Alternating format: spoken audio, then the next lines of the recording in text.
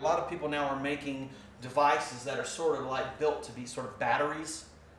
They emit electromagnetic fields so they can hopefully kind of tap into it for energy. Well, there's a lot of controversy with a lot of the instigators, so to speak, like table tipping, Ouija boards, dowsing rods. All these things come with their own bit of controversy. But when you want to detect and you're going to go with the gear, that's when you're going to be getting into your EMF detectors, your temperature gauges, and things like different devices like Paranormal puck that's made by Digital Dowsing, which can actually pick up changes in static electricity and things like that.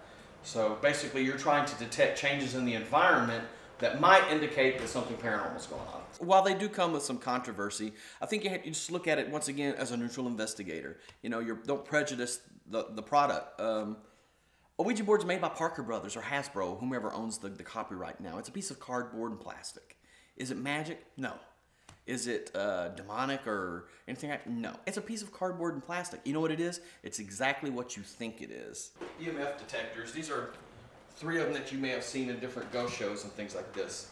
The first one is probably the oldest. It's one of the old analog Gauss meters. But what's neat about the Gauss meter is that if you hold the button in, it goes to micro, so it can pick up 0.1 milligauss, 0.2 milligauss. So if you're in a place that has absolutely no power, that's the only place that this is going to work, because you just heard it just now, listen to that. And that's mostly because of the television that's behind me. So, but if you're in a place that has no power at all, say it's ruins, so there should be no natural EMFs in the air, the micro Gauss comes in sort of handy. For instance, if you say we're investigating an area where perhaps the bulk of the people died during, say, the age of spiritualism, they'd be very familiar with that object. So you're pulling out a device that they will recognize and say, oh no, you know, ooh, it's the magic Ouija board. I will have to respond now. So it's just one way to instigate the activity to happen, you know. It's not magic by any, at least we don't believe it's magic by any means, but a lot of times it's a great way just to get them to play with you. But honestly, you don't even have to mess with the Ouija board. I say the best 2 things to do is the table tipping sessions and a pendulum. Those 2, and you know, tables are everywhere you're going to go, and a pendulum is a string with usually a crystal or a rock hanging from it, so it packs right inside your gear bag. It's real easy. The second style is actually called a self-sensor, and a lot of times you see this, like this one says ghost meter. These were actually built to sort of detect if cell phones were bad, if they're leaking a lot of electromagnetic energy. So you have a bad cell phone, they think it causes brain cancer and things like that. So that's what it was invented for, but paranormal investigators use them quite a bit. What's neat about this one is, once you turn it on, it will actually beep and light up. So if something significant comes towards you, it will start to beep and sort of light up, so it sort of serves as an alarm of sorts.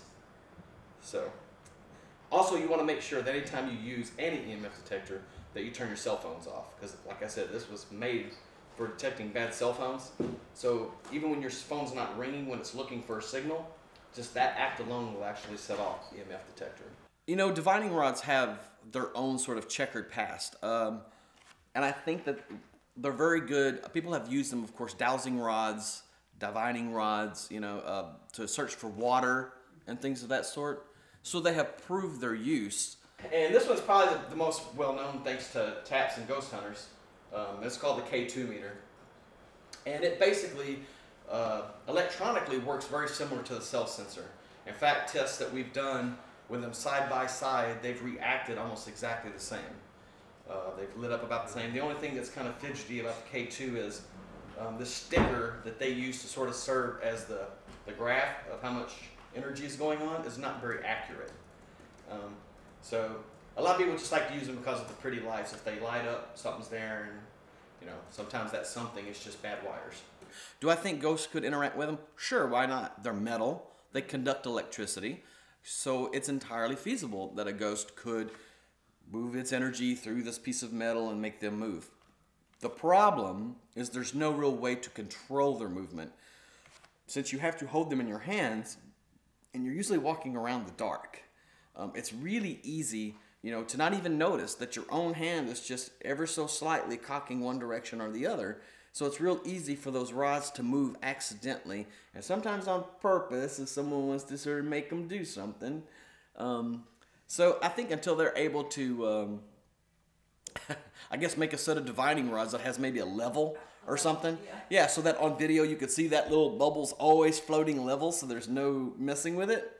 They're not very useful for us because you're always going to have people say, you faked it, or that's just your hand moving.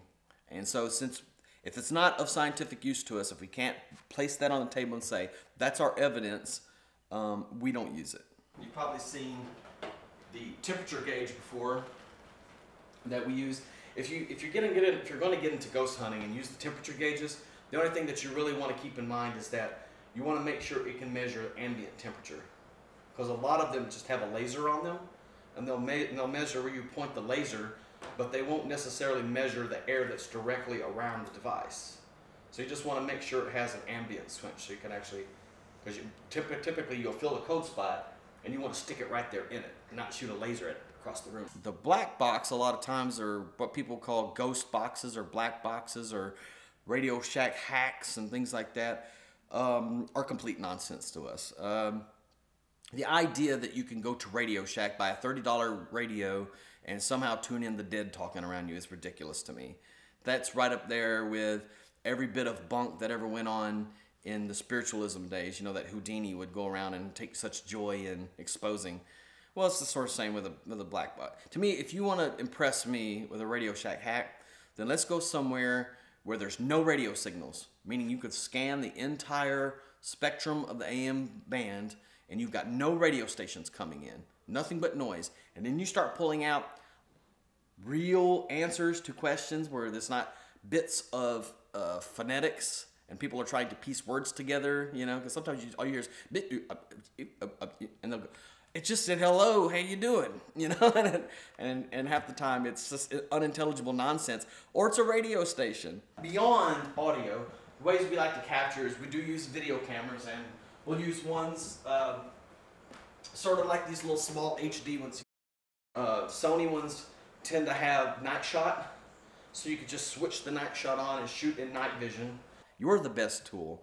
Your ability to observe what's going on and to react to it is going to have as much to do with you zeroing in on the paranormal activity as any EMF detector is going to do.